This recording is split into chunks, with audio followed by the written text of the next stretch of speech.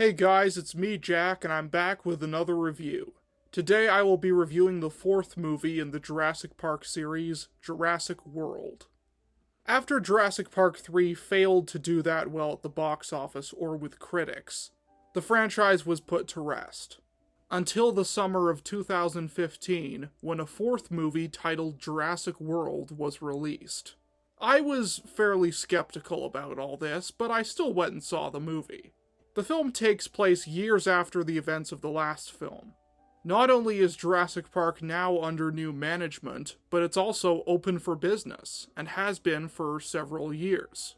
However, the public's interest in the dinosaurs has been declining. And so, in order to keep people interested, they create a new hybrid dinosaur called the Indominus Rex.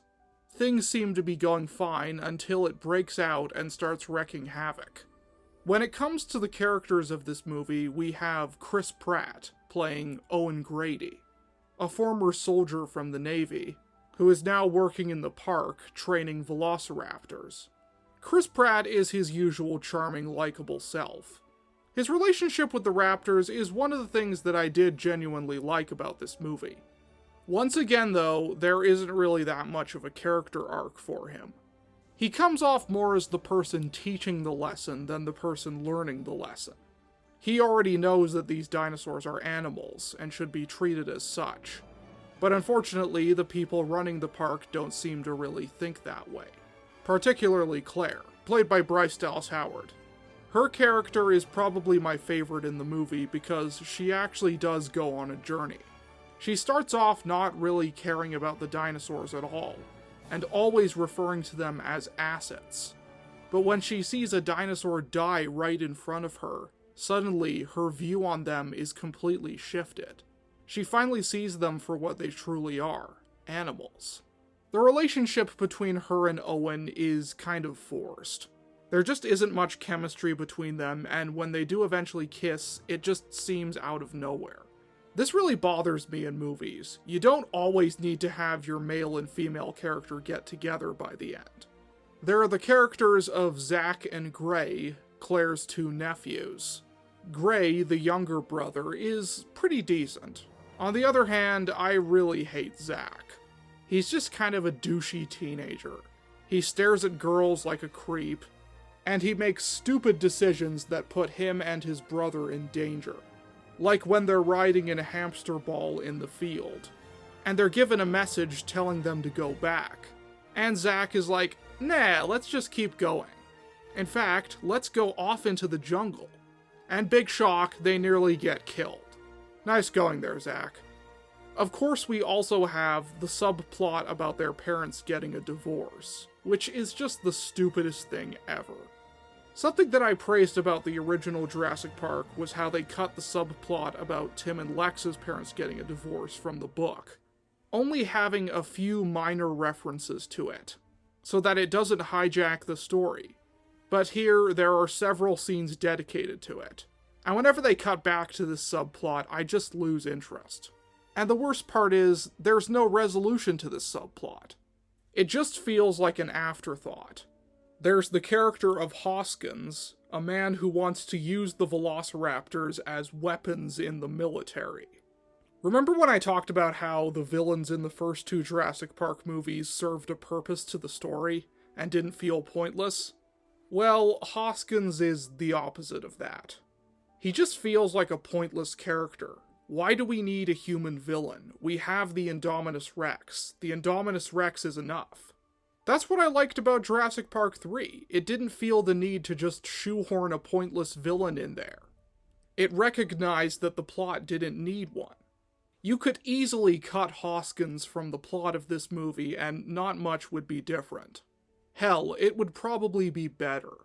There's the character of Simon Masrani, the new owner of the park, and he's unfortunately kind of wasted. He's played by the late Irfan Khan, I hope I'm pronouncing that name right, who's a very good actor. And to be fair, he is quite likable in the time that he is on screen. But then he dies halfway through and is quickly forgotten about. Moving on to the dinosaurs, we have the Indominus Rex as the true main antagonist of the movie. I have to say, the idea of a hybrid dinosaur is pretty cool. And the Indominus Rex does live up to its potential. I've heard some people complain about them not being creative enough, with them splicing different dinosaur species together. But the thing is, this creature, despite the fact that it is a hybrid, does need to feel somewhat plausible. It doesn't need to be completely realistic, but it should have some shred of realism to it. And I feel like the Indominus Rex is very much that. You've got the brain of the Velociraptor mixed with the brawn of the T-Rex. Admittedly, the Indominus does come off like a slasher villain at times. Right down to it literally killing other dinosaurs for sport, not for food. But it does help make it feel all the more terrifying, and makes you genuinely root for it to be destroyed. Unlike the other dinosaurs, it isn't just an animal, it's an abomination of science and nature. We have the Velociraptors once again, who in this movie are given more of a heroic role, which I really liked. We've had 3 movies already portraying the Velociraptors as the villains, so it's nice to see them portrayed as the good guys this time. We see that Owen has formed a genuine bond and almost fatherly relationship with them. Despite this though, they are still animals and can be hard to control. This is especially the case at the end, when the Indominus Rex manages to get them to turn on Owen. Ultimately, however, Owen is able to calm them down, and they are once again on his side.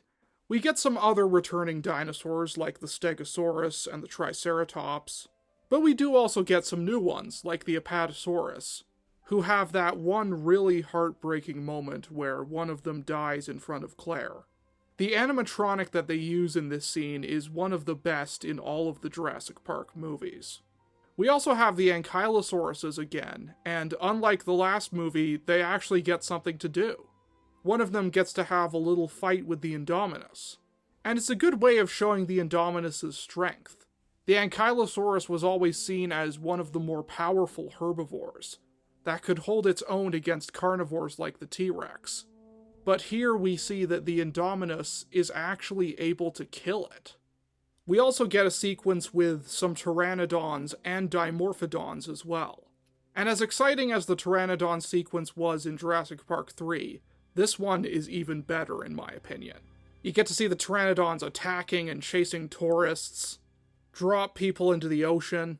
There's one moment where a Dimorphodon is literally right on top of Owen. It's great stuff. We also get the Mosasaurus, a swimming reptile from the time of the dinosaurs, which is another welcome addition to the series. And of course, we have the T-Rex, who comes back in one of the coolest moments in any of the Jurassic Park movies. I remembered seeing this movie for the first time thinking that they were just going to keep the T-Rex out of the movie. I thought that maybe Jurassic Park 3 would be the last we would ever see of the T-Rex in this series. But no. Oh no. At the end of the movie, we see the T-Rex coming out of the darkness and out of its paddock. And I remember being amazed seeing this moment for the first time. It was like I was being reunited with an old friend. We see Claire lead the T-Rex towards the Indominus, and, as a nice added touch, we see the T-Rex smash through a Spinosaurus skeleton. Hell yeah, fuck you, Jurassic Park 3. And we get a pretty epic fight scene. Even Blue, the last remaining Velociraptor, gets in on the action. And we get to see the 2 star dinosaurs of Jurassic Park team up against this hybrid monster. And then finally, the Mosasaurus pulls the Indominus into the water, killing it. There's also a nice moment afterwards where the T-Rex and Raptor decide not to fight, and to go their separate ways. It's a nice moment of genuine respect between 2 legendary dinosaurs. And then at the very end of the movie, the T-Rex lets out one more awesome roar, and reclaims the Jurassic Park franchise. As for the story of this movie, it's not bad. It's a major improvement over Jurassic Park 3, as it actually does do some new and interesting things. We have the park actually open this time, so there are a lot more people in danger of being eaten by the dinosaurs. And there is some nice commentary in this movie about the state of movie franchises themselves. How people are tired of seeing the same thing over and over again, and they want to see something new. However, I will admit that the movie does feel a bit overstuffed. And what I mean by that is that there are quite a few subplots going on. You got Owen training the raptors, and Hoskins wanting to use them as weapons. You have Claire and her relationship with her family. You have Zack and Gray and their parents getting divorced. These storylines just don't really connect, and it leads to the film feeling somewhat fragmented at times. As for the soundtrack for this movie, it was done by Michael Giacchino, who does do a decent job of bringing back the Jurassic Park themes, as well as introducing some new ones. My favorite is the theme for the Indominus Rex. It's quite ominous and scary. Overall, Jurassic World is fun. Yeah, that's really how I would describe it. It's fun. It's not as good as the first two Jurassic Park movies. It's not as disappointing as Jurassic Park 3. It's just fun. It and its sequel, Fallen Kingdom, are pretty much on the same level for me. Though if I did have to choose between them, I might give Fallen Kingdom a slight edge, which I know is an unpopular opinion. That movie also has a lot of problems, but it's a lot better made and better directed. This movie feels somewhat like a TV movie with the way it's shot. Fallen Kingdom looks a lot better and looks more like a real movie.